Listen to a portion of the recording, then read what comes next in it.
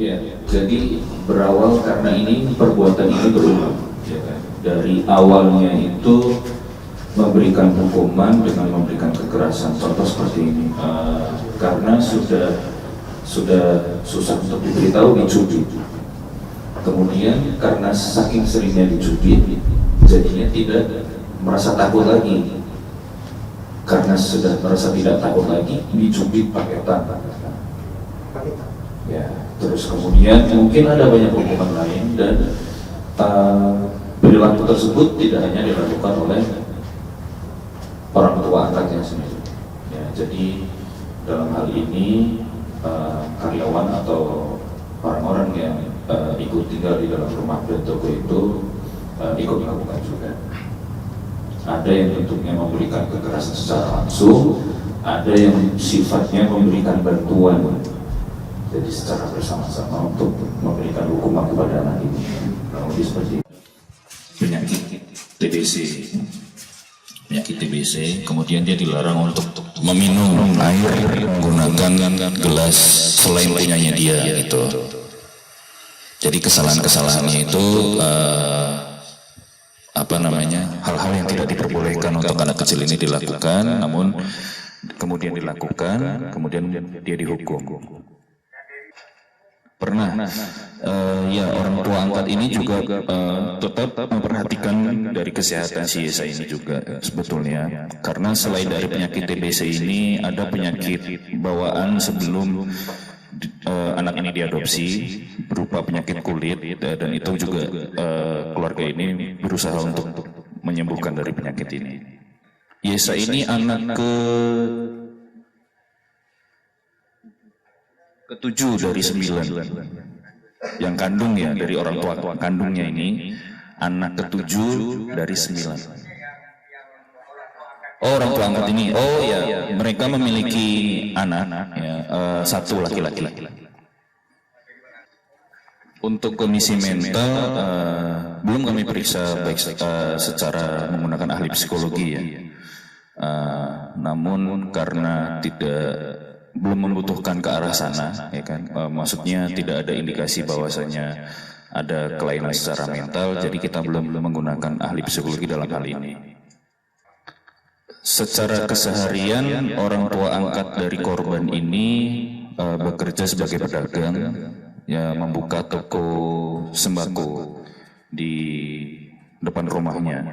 Jadi rumahnya itu menyambung dengan tokonya itu depan belakang.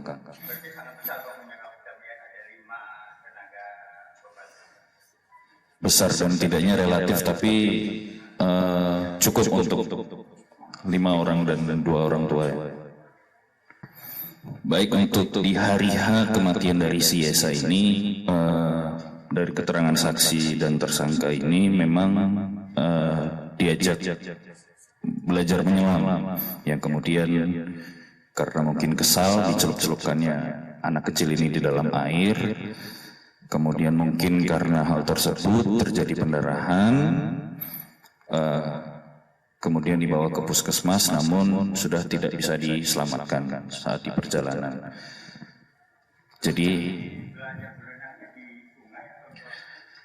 di belakang rumah itu ada sungai, ya. Jadi apabila air pasang, kadang belakang rumah itu jadi kolam kecil lah.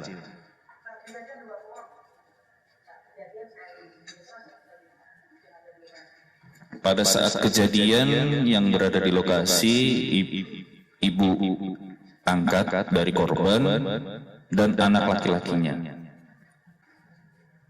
Baik, untuk korban ini, YE sudah diadopsi sejak tahun 2021. Pasal yang kita kenakan pasal 76C junto pasal 80 ayat 3 Undang-Undang RI nomor 35 tahun 2014 tentang perlindungan anak, atau pasal 44 ayat 3 Undang-Undang nomor 23 tahun 2004 tentang penghapusan kekerasan dalam rumah tangga, atau pasal 170 ayat 3 KUHP. Untuk rekam medik sudah kita sita yang dari rumah sakit Antonius, rumah sakit Antonius dan Anugerah Bunda ya, Anugerah Bunda ya, rumah sakit Anugerah Bunda.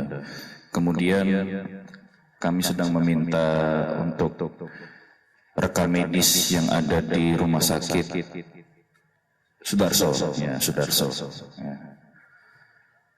Kalau untuk alasan kenapa tidak dikembalikan, mungkin kita tidak mempertanyakan hal itu sih.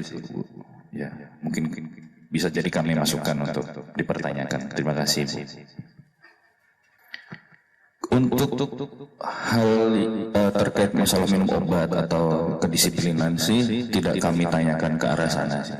Karena ini rata-rata mungkin kesalahannya dia itu seperti yang saya katakan tadi, kesalahan-kesalahan yang mungkin mengambil makanan tidak izin atau mungkin dikasih tahu susah. Tapi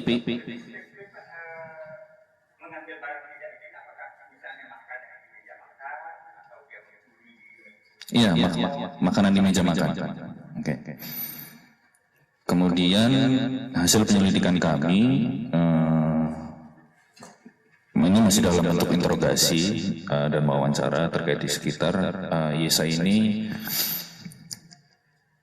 lebih dikenal sebagai anak yang pendiam sebetulnya. Tidak ada untuk dalam kaitannya makan bersama-sama. Siap. Karena ini mungkin lebih ke peraturan secara internal keluarga mereka yang banyak hal-hal yang tidak diperbolehkan untuk Yesa ini lakukan, untuk almarhum ini lakukan. Jadi kesalahan-kesalahan yang dilakukan itu tidak ada yang bersifat sangat fatal. Secara adat, dalam hal mengadopsi anak ini secara adat, namun belum sepenuhnya. Jadi secara adat itu ada istilahnya, ini dalam menurut ketua adat di sekitar Sandai, bahwasanya dalam pengangkatan ini masih barang empat itu belum sepenuhnya penguasaan anak ini kepada orang tua angkat. Jadi masih ada sebagian untuk orang tua kandung masih memiliki hak untuk memperhatikan dan memantau anak ini. Nah, menurut ketua adat di sana bahwasanya akan sepenuhnya menjadi anak angkat dari keluarga yang baru ini apabila sudah barang 10 ya. Ini menurut cara adatnya seperti itu. Untuk tempat tidur almarhum korban ini bergabung dengan orang tua angkat. Ya, jadi seperti yang saya ceritakan di awal tadi, bahwasanya kekerasan yang diterima oleh korban ini tidak hanya 1 kali atau 2 kali. Kekerasan yang diterima oleh almarhum korban ini berulang-ulang kali sejak diadopsi. Dan peran dari masing-masing ini berbeda-beda. Ada yang kadang dia memakai tangannya sendiri, ada yang kadang sewaktu-waktu dia juga membantu dari ibu angkat melakukan kekerasan, ada yang mendiamkan ketika anak tersebut sedang menerima kekerasan, ya, karena silih-silih berganti dan dalam beberapa kejadian, jadi peran itu tidak bisa hanya satu. Kadang dia sebagai pelaku kekerasannya, ada yang kadang sewaktu itu mungkin di lain hari dia hanya melihat saja, mendiamkan, ada di lain hari mungkin dia membantu. Jadi perbuatan ketika di hari H itu almarhum korban diajak berenang di belakang rumah pada tanggal 23 November. Kemudian ketika diajari berenang, anak ini karena mungkin orang tuanya kesal, dicelup-celupkanlah ke dalam air ya, untuk diajari menyelam. Karena mungkin kondisi tubuh dan usianya yang cukup muda, mungkin tidak kuat, kemudian terjadi sesak nafas. menurut pengakuannya, kemudian muntah air beserta darah, kemudian dibawa ke puskesmas, namun di dalam perjalanan meninggal dunia. Menurut pengakuan dari tersangka dan para saksi, karena di situ ada anak laki-lakinya juga, pada saat hari itu memang diajak berenang. Ya, memang dalam beberapa kali memang sering dilakukan. Kalau memang air sedang pasang, mereka sering berenang bertiga, antara ibu angkat, anak laki-laki, dan almarhum korban.